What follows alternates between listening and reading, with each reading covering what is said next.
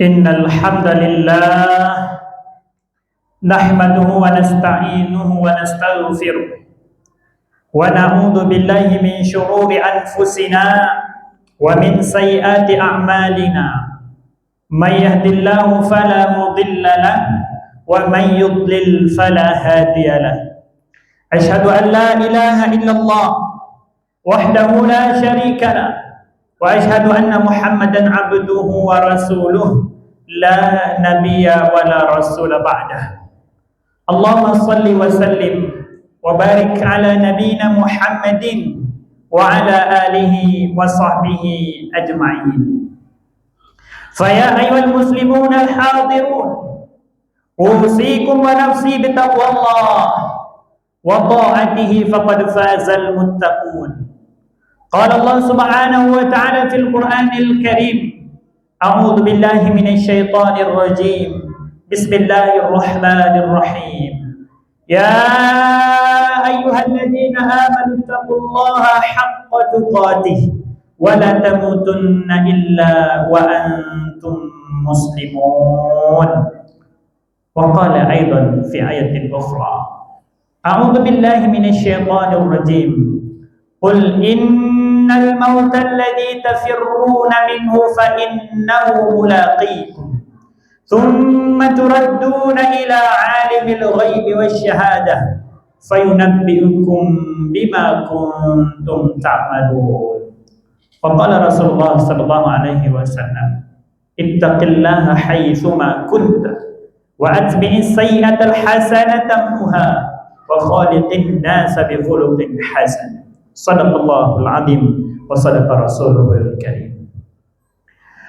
Kaum muslimin, hamba Allah sidang jamaah Jumat yang dimuliakan oleh Allah Subhanahu wa taala. Alhamdulillah, lagi dan lagi tiada henti. Marilah sama-sama kita membasahi lisan kita dengan banyak berzikir kepada Allah, memuja dan memuji asma-Nya. Karena Allah Subhanahu wa taala zat yang maha kuasa, yang segala langkah rezeki pertemuan maut kita telah diatur sedemikian rupa. Allah Subhanahu wa taala hingga pada detik ini masih mencurahkan begitu banyak anugerah-anugerah kenikmatan, sehingga dengan apa yang telah Allah berikan kepada kita, ringan langkah kaki kita datang ke rumah Allah, menunaikan salah satu kewajiban yang telah Allah tetapkan bagi kita kaum laki-laki yang beriman kepadanya, yaitu kita melaksanakan ibadah salat Jumat secara berjamaah. Kemudian tidak lupa kita bersalawat dan mengirimkan salam kepada Nabi besar Muhammad sallallahu alaihi wasallam. Beliau adalah suri tauladan, contoh terbaik dalam kehidupan. Beliau adalah nabi yang sangat mencintai umatnya. Beliau sayang kepada kita.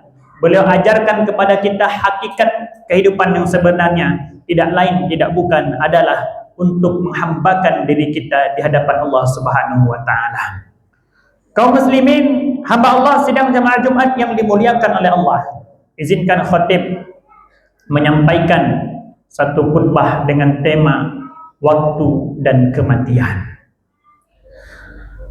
Kaum muslimin, hamba Allah yang dimuliakan olehnya, sebagai bentuk rasa sayang khatib kepada kita semuanya, izinkan khatib menyampaikan satu pesan yang begitu berharga daripada Rasulullah sallallahu alaihi wasallam berkaitan dengan waktu yang sedang kita jalani ini. Serius khatib sampaikan jamaah bahwasanya berhati-hatilah. Kita sekarang berada di masa atau era yang sangat jauh berbeda dengan waktu atau hari-hari yang dilalui oleh orang-orang tua kita dahulunya. Dan keadaan yang seperti ini telah diingatkan oleh Rasulullah sallallahu alaihi wasallam jauh-jauh hari jamaah. Namun kebanyakan kita lupa. Kebanyakan kita tidak sadar bahwa pesan itu kiranya sudah terjadi di waktu yang sedang kita jalani ini. Suatu ketika Rasulullah sallallahu alaihi wasallam menyampaikan pesannya, la taqumu sa'atu hatta yataqaraba zaman.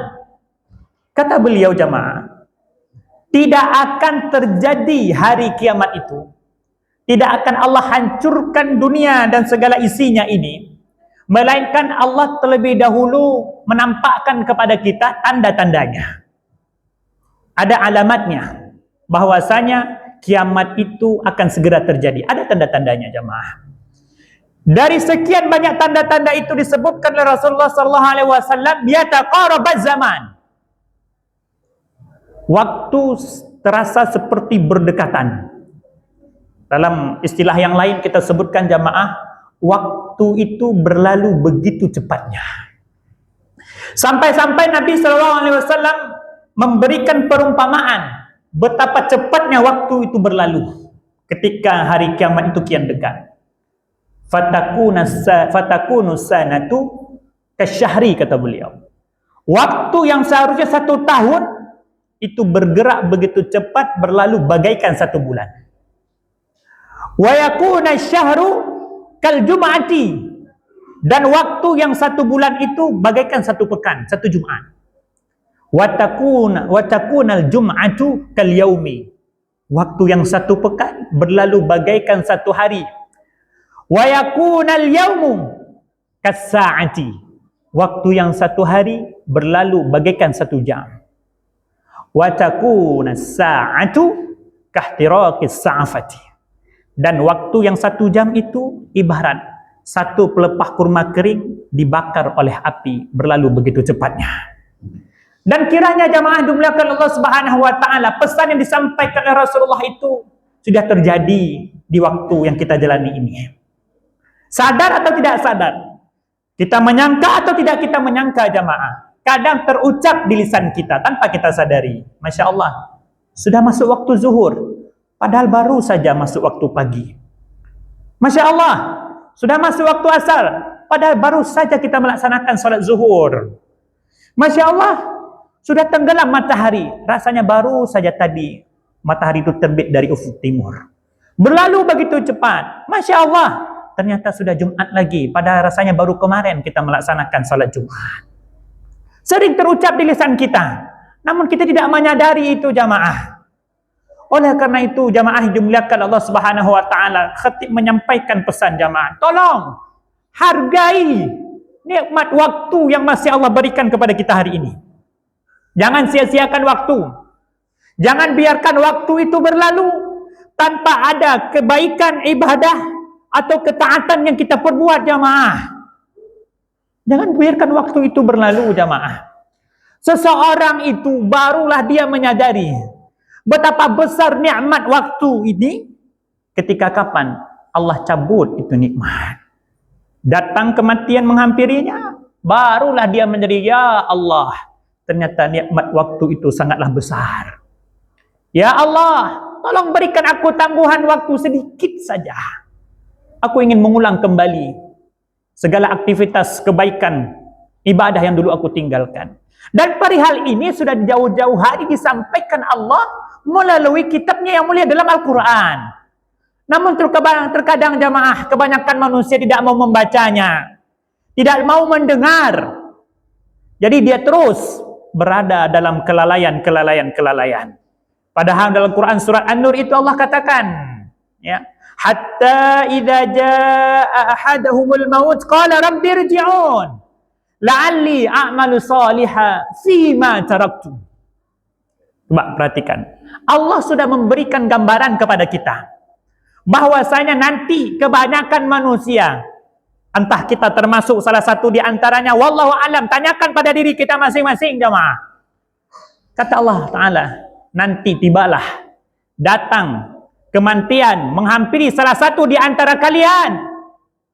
Kemudian dia berucap, qala rabbirji'un, ya Tuhanku, tolong kembalikan aku ke dunia. Dia masuk ke alam barzah, dia masuk ke alam kubur, dia mulai masuk alam akhirat. Dia minta kepada Allah, ya Allah, kembalikan aku ke dunia. Rabbirji'un. Untuk apa dia minta kembali ke dunia? La'alli a'malu shalihan fima taraktu, sehingga aku bisa melakukan kembali amal-amal soleh yang dulu aku tinggalkan. Kembalikan aku. Tapi apa kata Allah? Kalla, sekali-kali tidak jamaah. Kalau sudah kita meninggalkan dunia, sudah Allah cabut nikmat waktu kita di dunia, kita berpindah alam berikutnya, tidak ada kata istilah kita akan dikembalikan ke dunia untuk mengulang kembali, untuk kita sempurnakan kembali amal-amal ibadah yang dulu kita sia-siakan, kita tinggalkan. Tidak ada. Yang ada hanyalah penyesalan demi penyesalan. Tidak akan kembali jemaah. Walikulli ummatin ajal. Fa idza jaa ajalum la yastakhiruna sa'atan wa la yastaqdimun. Setiap umat itu, setiap hamba, setiap kita ini punya ajal kita masing-masing yang tidak akan bisa dibajukan barang sejenak dan tidak akan bisa dimundurkan barang sejenak. Makanya jemaah dimuliakan Allah Subhanahu wa taala, jagalah nikmat waktu. Coba kita perhatikan bagaimana Nabi SAW mengingatkan kita tentang nikmat waktu yang banyak dilalaikan oleh manusia. Begitu juga disampaikan oleh para ulama terdahulu jamaah yang dirahmati oleh Allah Subhanahu wa taala ketika mengingatkan tentang waktu. Ada seorang ulama bernama Imam Ibnu Qudamah. Beliau jauh hari telah mengingatkan kepada kita, seandainya kita mau mendengar, mau kita laksanakan nasihat-nasihat ini, selamat kita. Apa kata beliau?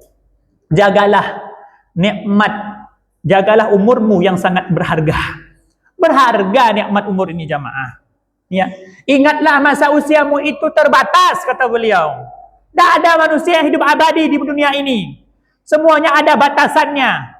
Entah cepat ataupun lambat, yang pastinya kita akan meninggalkan dunia. Dan nafasmu itu terbilang, berjumlah, kata beliau. Dari semenjak kita dilahirkan ke dunia ini, setiap nafas yang kita hirup dan kita keluarkan itu ada batasannya, ada jumlahnya. Ya. Sampai-sampai beliau mengatakan, dan setiap nafas yang engkau hirup dan engkau keluarkan itu mengurangi bagian dari hidupmu. Ada bagian dari hidup kita yang sudah berkurang jamaah, sedikit demi sedikit. Jagalah umurmu, jagalah usiamu yang sangat bernilai, yang tidak bisa digantikan dengan apapun. Masya Allah. Mau bagaimana? Inilah letak maha adilnya Allah. Nikmat umur ini tidak bisa dibeli, tidak bisa dicari. Sekalipun kita orang kaya, punya duit, punya harta yang berlimpah, Allah adil, tidak bisa dibeli nikmat umur ini.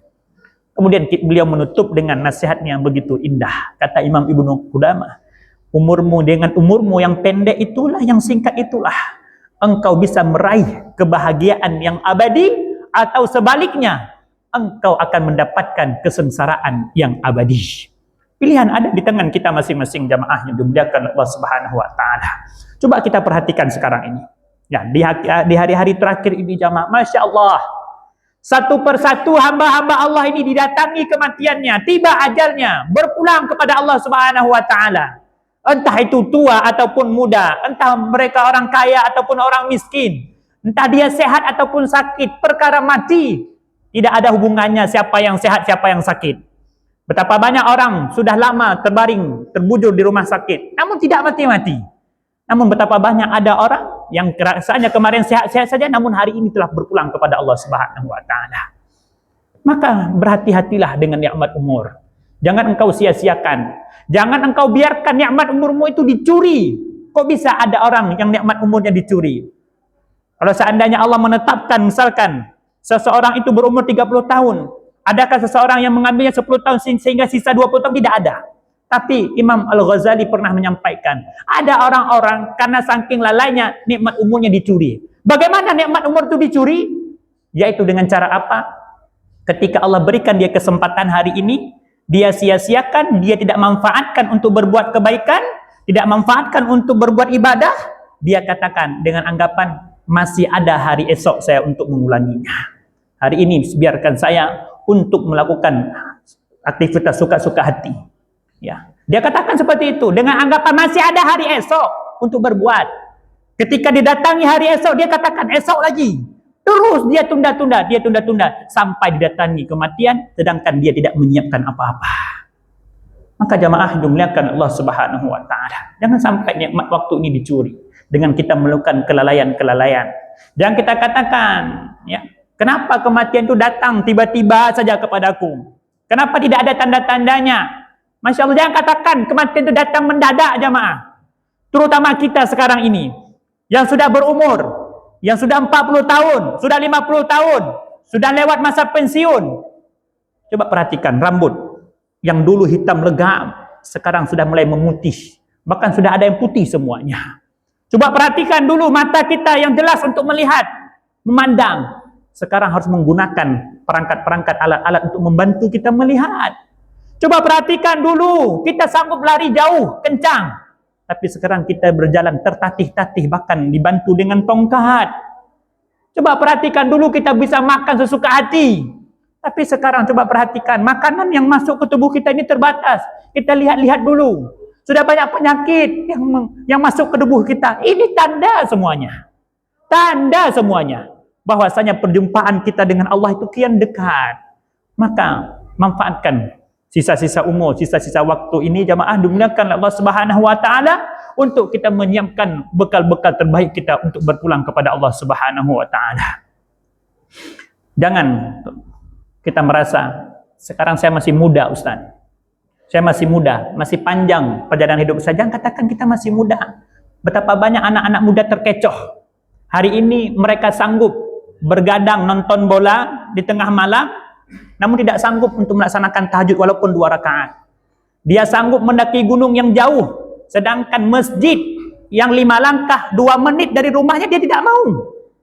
Kemana mereka?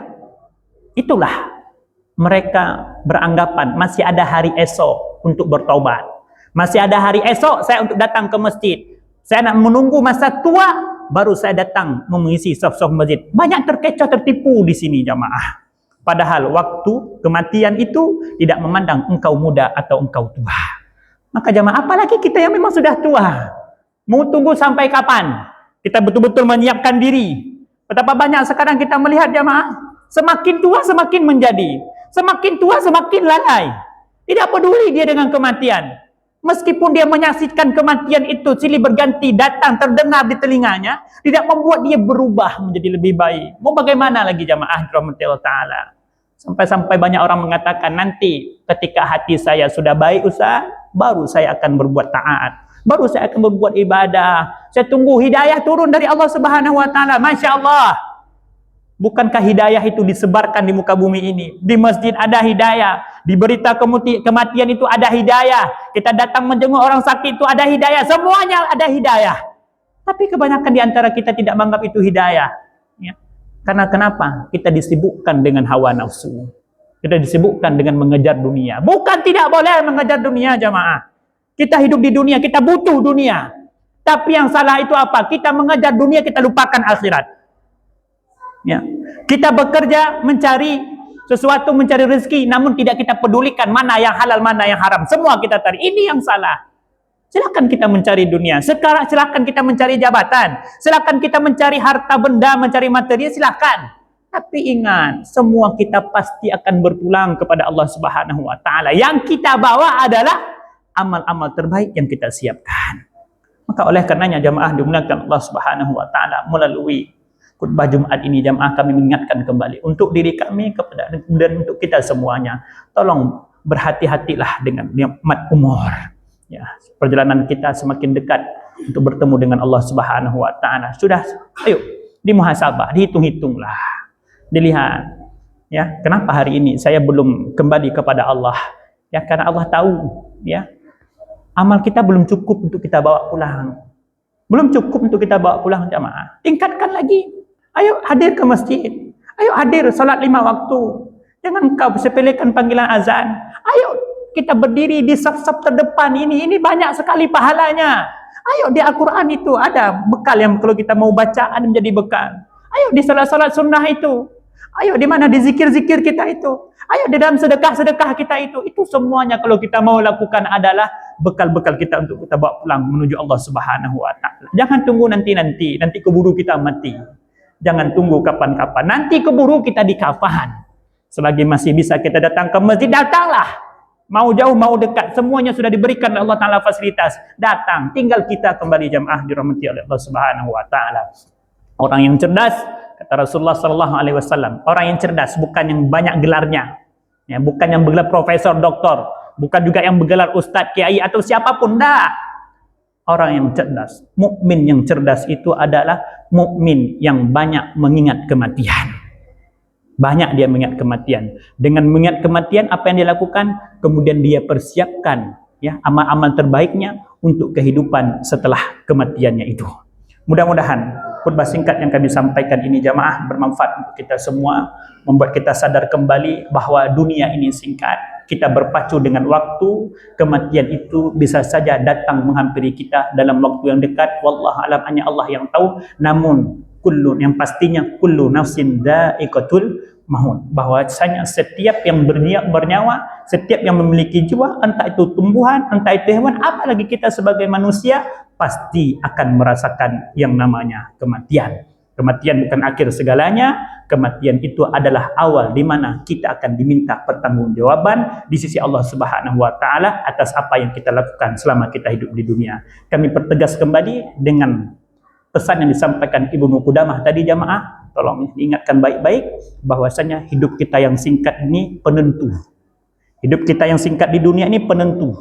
Apakah kita nanti akan menjadi orang yang bahagia di alam akhirat atau sebaliknya kita menjadi orang yang celaka dan sengsara selama-lamanya. Barakallahu li wa lakum fil Qur'anil azim wa nafa'ani wa iyyakum bima fihi minal ayati wa dzikril hakim. Aqulu qawli hadza wa astaghfirullah li wa lakum innallaha huwal ghafurur rahim.